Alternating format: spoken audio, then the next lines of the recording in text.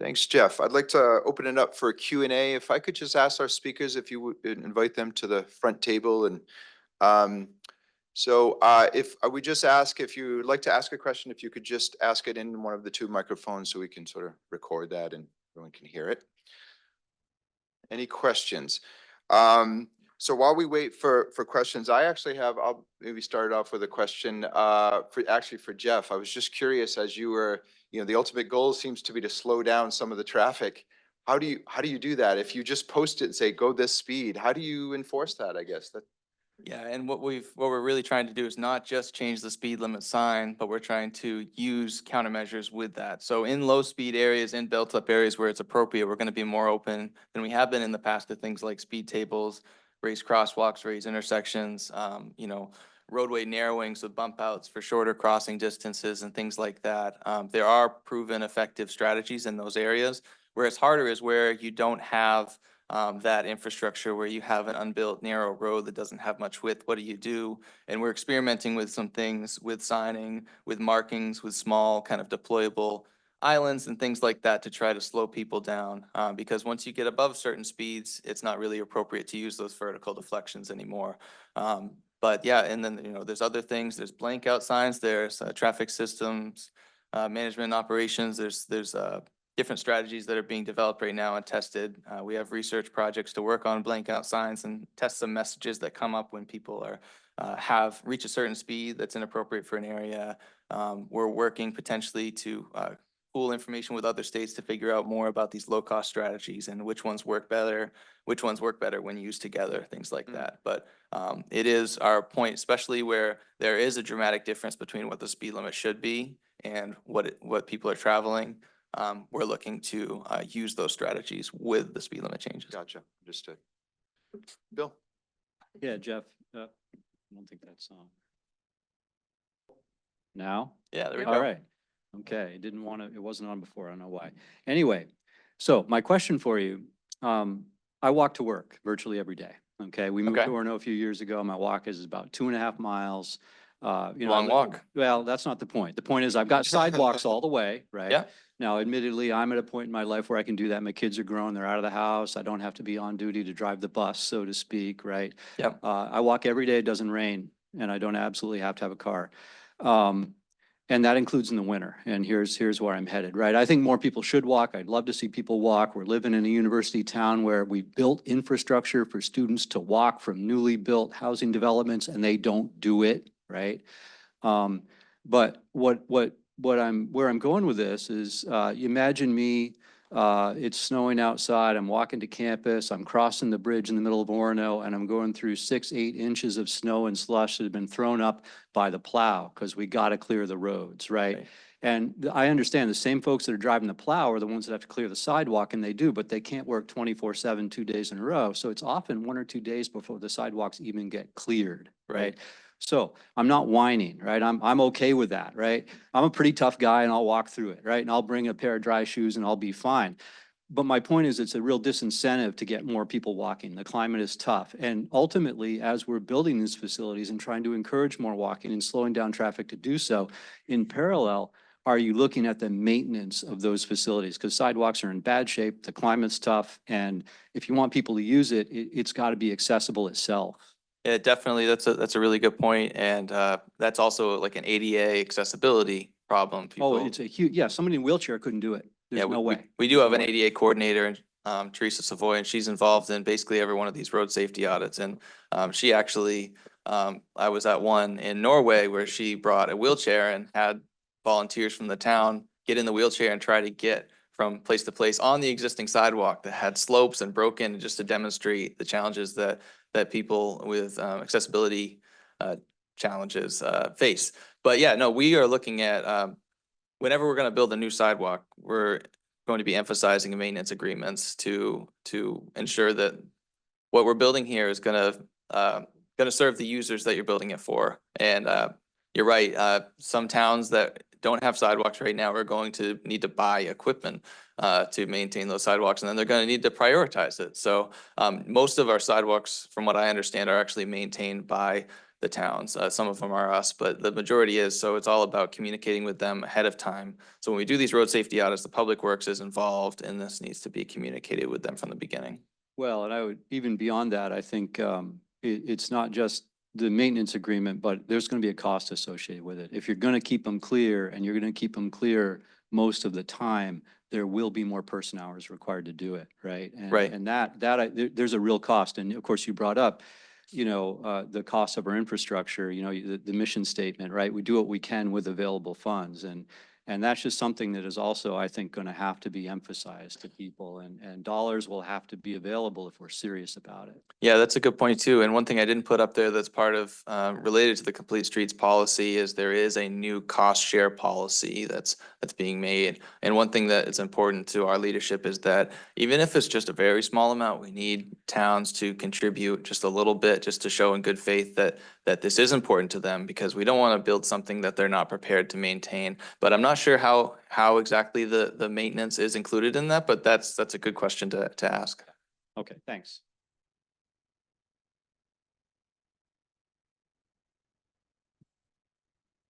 Jeff. Yep, it's working. That's good. So on the bike ped by type, we talked about the, urban, suburban, village. And then we looked at the fatality data, which was obviously much higher with speed. And I think the towns in Maine, we have these great villages, but still basically have an arterial right through the center. And I know that's the plan that the commissioner and others are working on. So the question is, how do the fatality numbers work? Because I could almost see, you went through the data, that the number of bike ped interactions with vehicles is very low in the villages and in the rural areas. But I have a question whether where's the fatality the highest? Because even though there are many more interactions in the urban environment, Yep. tends to be a slower speed. So I'm thinking the fatalities may not be the urban suburban, but more these massive arterials going through this small village that we're trying to do the mitigation with our new design standards to slow that traffic down when it approaches a main village. Right, when you do slice and dice things down by all the different federal functional classes and all the different contexts, you start to get with small samples and it gets a little bit hard. But it depends on if you're looking for the rates. What I showed up there was the rates versus the total crashes. I'll tell you that from the last numbers I looked at, and it is changing as we edit the context map to get to final. I think urban, the urbanized, the red area that you see on the map is about just under 5% of the total vehicle miles traveled go through there. And that's really how you want to look at it. But it's close to, if not over, I think it's right around 50% of the ped and bike. From a ped and bikes perspective, I'm not talking about total fatalities, but from a ped and bikes perspective, it's around 50% of the whole state, even though it makes up that very small percentage. The second highest from a total ped and bike fatality perspective is the suburban. So the two of those contexts together make up, I think, over 75% of the ped and bike problem. But it is documented. We have kind of northeastern Maine, or northeastern US, it was brought up yesterday. We have an old road system that was built a long time ago. It's not necessarily planned out the same way with the straight roads and the grid system that we have in the Western United States that was built later. We have a lot of situations like they have in Europe with these arterials, these high priority roads that have these crossroads where suddenly you have a short distance where it is the town center. And there's plenty of examples that the commissioner and the deputy commissioner like to give. But there's documents from a safe system approach in Europe where people don't feel like they're going as fast as they are. They're coming to, there's an optical illusion feeling to that where you're driving 50, 55 miles an hour, and then you're going slower, but you don't realize you're still going 40. And there is legitimate risk to the road users that are not in vehicles in that area. So, we're doing a lot of things with that. One of the things that we're doing, which, we're hoping with more pooled data, we can find where this is the most effective way to use, but we're doing speed feedback signs on a widespread basis right under the speed limit entering these villages. That's happening a lot in the last 2 years, and they're putting out a ton more of them just to help drivers realize what speed they're going. Because, there's people that speed intentionally, and then there's people that are speeding by accident. They don't even realize it. So we're trying to help that situation. But in the village areas, we are going to treat very similar to urban. Now that I talked about percentage vehicle miles traveled, that blue village area, which I didn't really zoom in on there, that makes up around 1%, a little bit less, 1% of the vehicle miles traveled. So it's a very small portion of our system, but there's a lot of them. There's a lot of very small ones. And when I had that map zoomed out, you saw a lot of green, a lot of blue. There's a bunch, there's hundreds of these small little pockets of towns, and then there's a lot of empty space between them.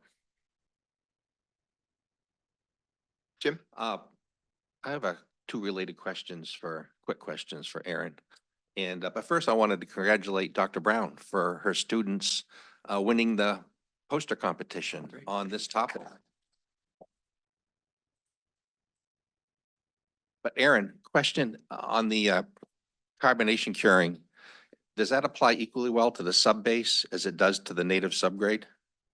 Yeah, it could. It's dependent on the material types that you use. So, Yeah. so in that case, is an additional benefit by using this that you can reduce either the depth of the subbase or the base as a result of having this stiffer subgrade material or That's base that's material? correct. Yeah. As Okay. as your subgrade gets stiffer, you can use less You can materials. reuse But you could also, in a lot of parts of the country, we have a lot of relatively quite a good amount of good material, I guess, here in Maine. So have But you quantified as part of your research yet how much reduction, what percent reduction might be that's in the resulting? pavement design. That was kind of that first chart that I showed. Okay. But yeah, you can basically go through the pavement Okay. design process and quantify that. Yeah. Please. Good morning.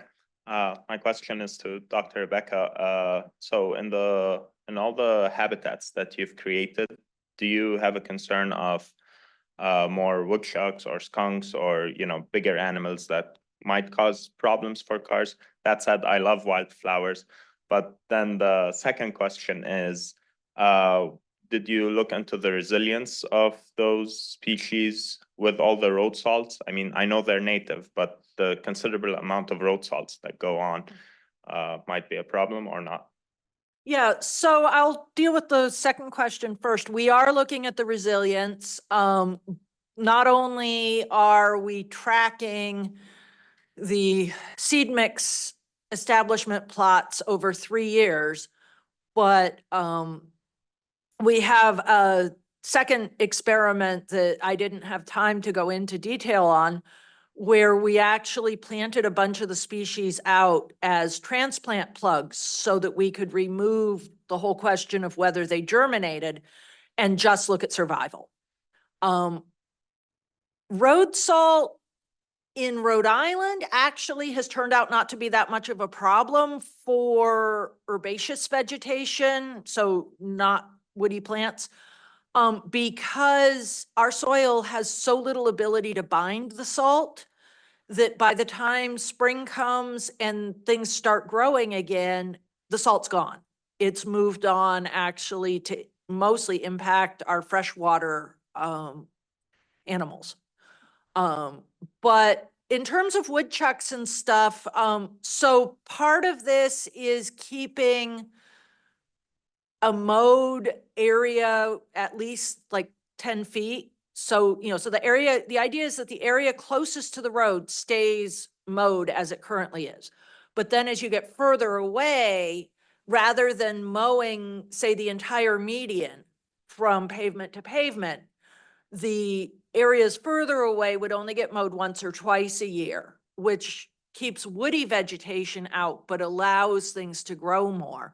And that should solve most of the problem with wildlife, particularly if we focus on medians, which are less likely to be habitat for these larger animals than the shoulders, right? Because they're, like we don't have any woodchucks living in the median in our research area, probably because all the compacting and soil stabilization and everything that folks have done to make that makes it a very unuseful habitat to a woodchuck. It's too hard to dig through. They're gonna go dig their holes in my vegetable fields, not in the center of the road. Amanda? Thank you. Anthony actually stole my question, so for Rebecca, so I'll move to my question that I have for Jeff. So you talked a lot about the complete streets specifically in like the city centers, and Bill mentioned about the walking and the clearing, but the concern I have, especially in the area where I live, is, yeah, we have great sidewalks in our town.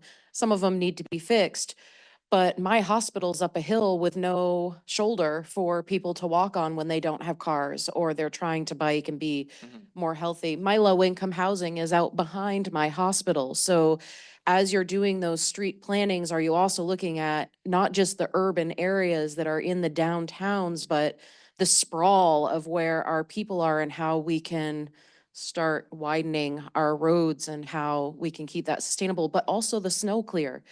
Because those are state roads that these people are walking up and down to try to get to their hospital. Right, yeah, there's a couple things there.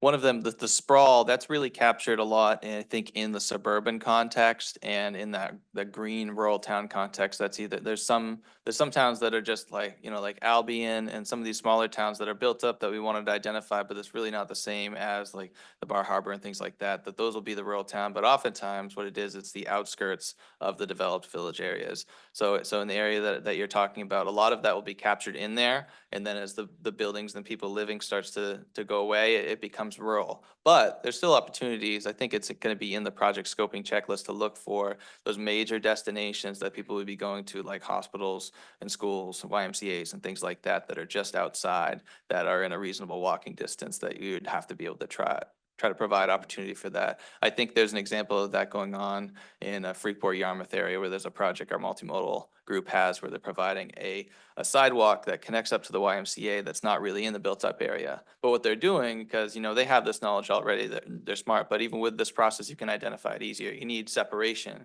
If people are going fast, it's not safe to be walking directly next to traffic. You need a buffer, and that, it becomes challenging with right of way and things like that, but we wanna help people get to those important facilities, especially hospitals. Of course, they need to get to that.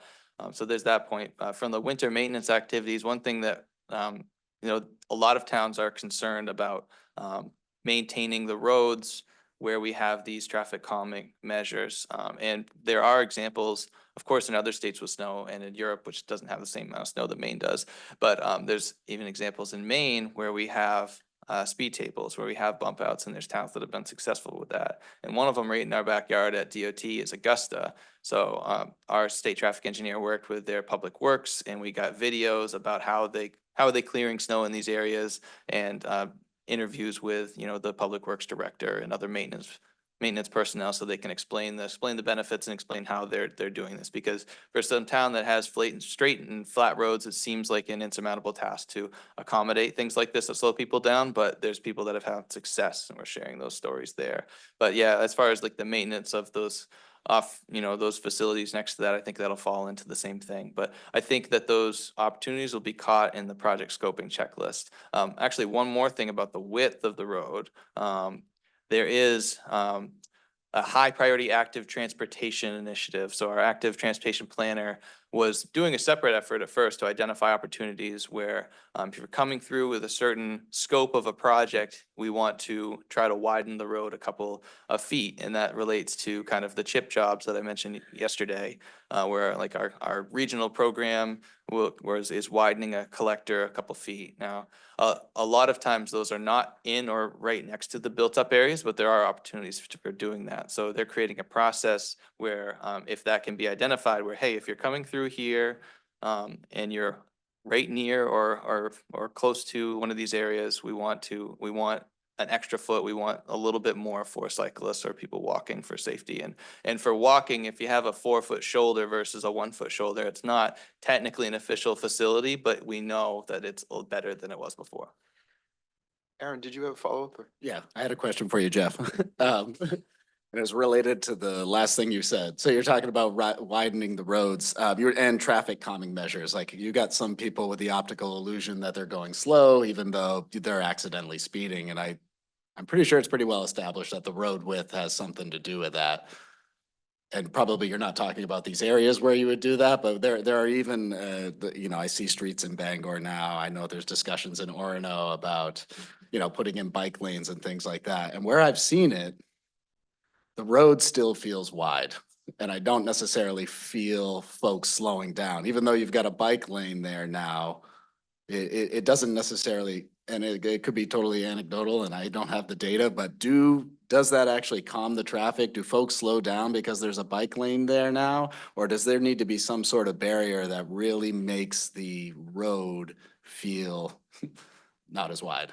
That's a great Or- question, because we have a lot of those, as I mentioned before, the arterials that go through these built-up areas. A lot of them that were built in the past where it was not an adaptive process, so we wanted, or AASHTO design criteria wanted, is we want 12 and 8, and that's gonna be the safest thing. So what we're doing now is kind of adjusting that, so, you know, we wouldn't widen something to be that in that area. We'd widen something that doesn't have any shoulder to give them a little opportunity for that, or we do it for lane departure reasons, as I showed before in rural areas. But you know, we are looking for opportunities to reduce roadway width where we can.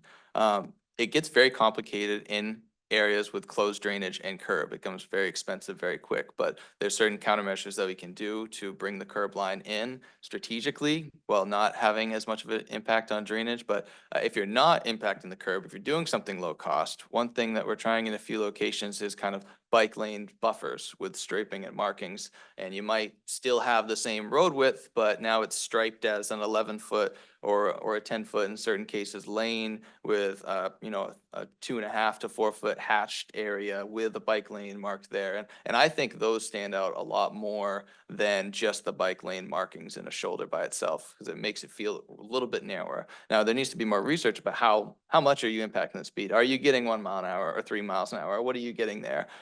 Some towns around, you know, the country are doing physical separation with curb. A lot of places are doing delineator posts in those areas.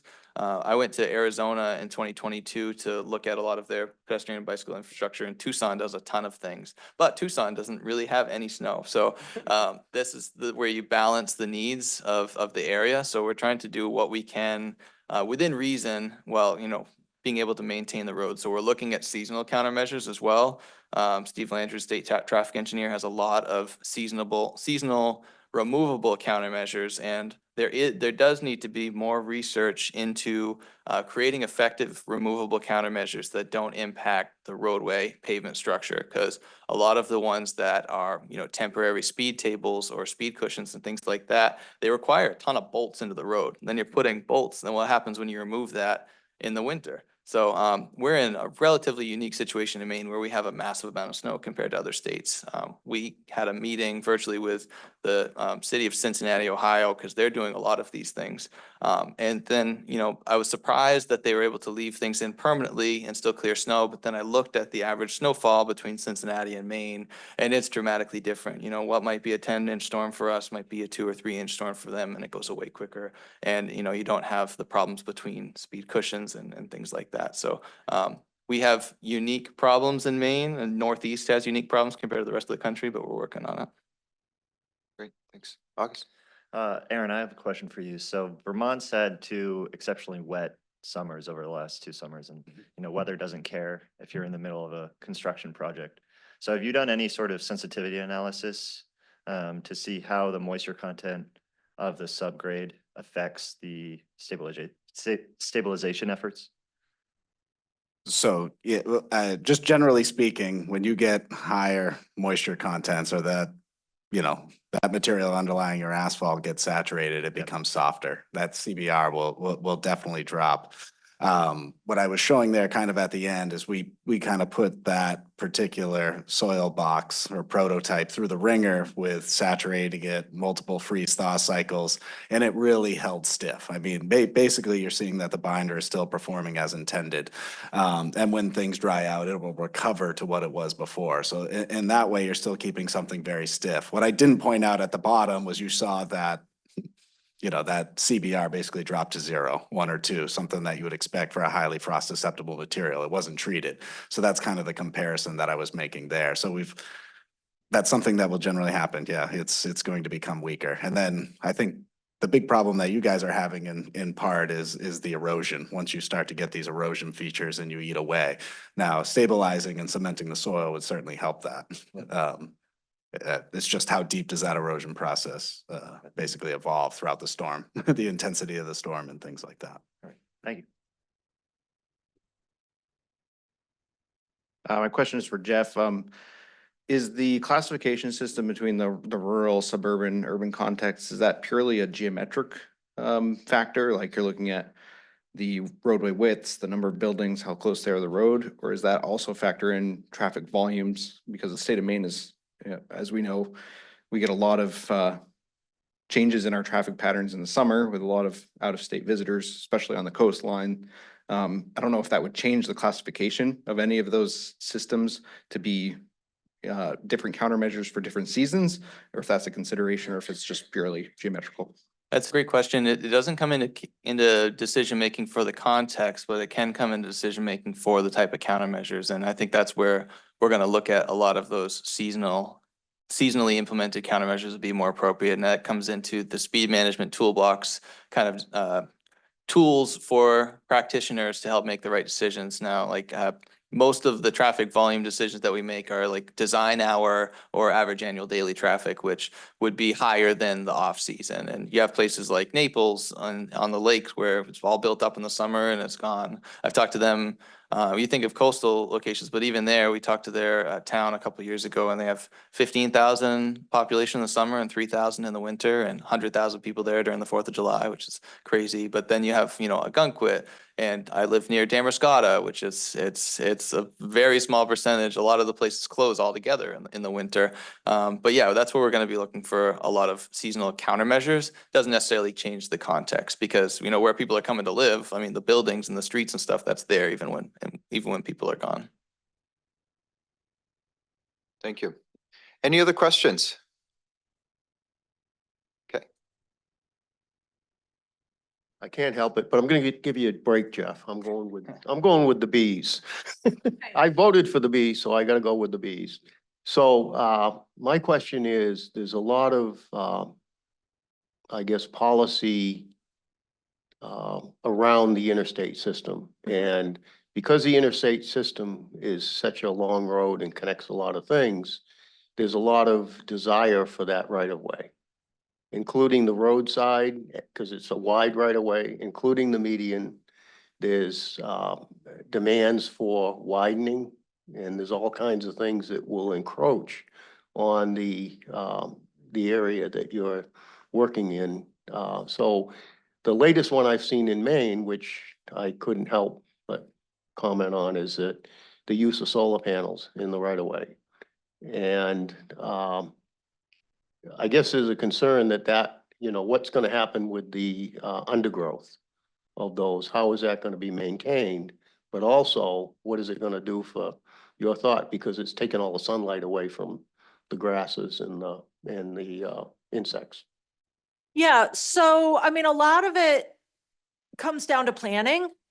So to give you an example with the solar panels, you can actually grow quite a lot of vegetation under solar panels if they're set up properly. For instance, University of Vermont has been doing a lot of work on what they call agri-photovoltaic systems, where they actually are putting solar panels in like pastures. And they mount them higher from the ground, so they're more elevated, and and sometimes spaced further apart. And that allows enough sun for shade tolerant species to grow under them.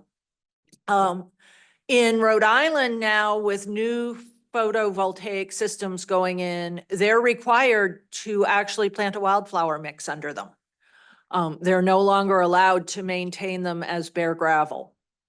So it's different plants for different places. But one of the amazing things about plants is that they manage to grow in every single ecosystem this planet throws at them. And that is one reason why, while native plants are important for these roadside systems, I think it's important that we also think about naturalized plants and plants that may be adapted to the more unique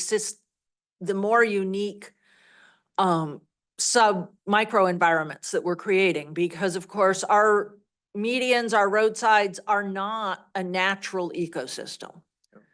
Good. And Jeff, I'm not going to let you off the hook. I can't help it. Bicycle routes all over the state, all numbered, signed, and a lot of them are not taking them down adequate highways for bicycles. It's just the way it is.